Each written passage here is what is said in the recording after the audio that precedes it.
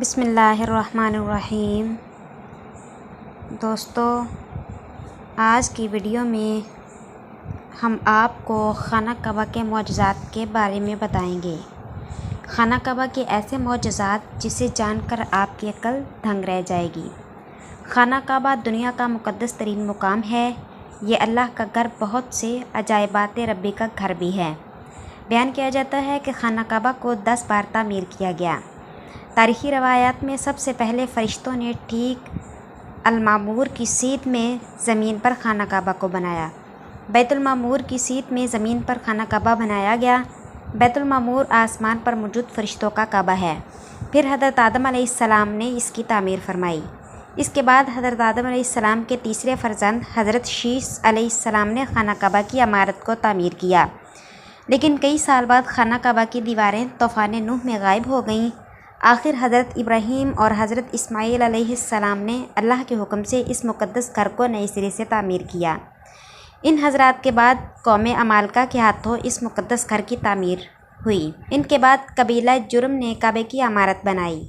اس کے بعد کعبے کو سیلاب سے بچانے کے لیے قریش نے اس کی تعمیر کی، جس میں آپ صلی اللہ علیہ وسلم بھی شامل ہوئے۔ اس کے 82 سال بعد صحابہ حضرت عبداللہ بن زبیر کا تعمیر کعبہ کا شرف حاصل ہوا۔ اس کے بعد حجاج بن یوسف نے کعبہ شریف کو ڈھا دیا اور دوبارہ قریش کے نقشے کے مطابق کعبے کو تعمیر کیا، اور آج بھی اسی نقشے پر موجود ہے۔ ماضی میں کعبہ کو سبز، سرخ اور سفید غلافوں سے بھی ڈھانپا جاتا تھا۔ عباسی خلیفہ کے دور میں غلاف کعبہ کو سیاہ رنگ میں بنایا گیا۔ کعبے کا طواف گھڑی کی الٹی سمت میں کیا جاتا ہے، اور سائنس نے بھی یہ ثابت کیا ہے کہ اس طرح طواف کرنے سے فاصلہ جلدی طے ہو جاتا ہے، بلکہ اس طرح طواف کرنے سے انسانی صحت اور دل پر بھی اچھے اثرات مرتب ہوتے ہیں۔ خانہ کعبہ کا طواف پہلے پانی میں تیر کر بھی کیا جاتا تھا، کیونکہ سیلاب آنے کی وجہ سے اس کے ارد گرد پانی اکٹھا ہو جاتا تھا۔ یہاں صدیوں سے عجیب و غریب ایک عمل وقوع پذیر ہو رہا ہے کہ ایام حج میں مدینہ منورہ سے ایک خاص قسم کے کبوتروں کا غول خانہ کعبہ کا رخ کرتا ہے اور حج کا تمام وقت مسجد حرم میں ہی گزار دیتا ہے۔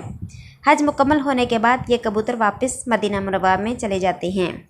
اللہ تعالیٰ نے زمزم کا بھی ایسا پانی کا کنواں بنایا ہے جس سے شفا حاصل ہوتی ہے۔ یہ ایک معجزہ بھی ہے کہ اس پانی میں سے دنیا کے دوسرے پانی کے برعکس کرنٹ نہیں گزر سکتا۔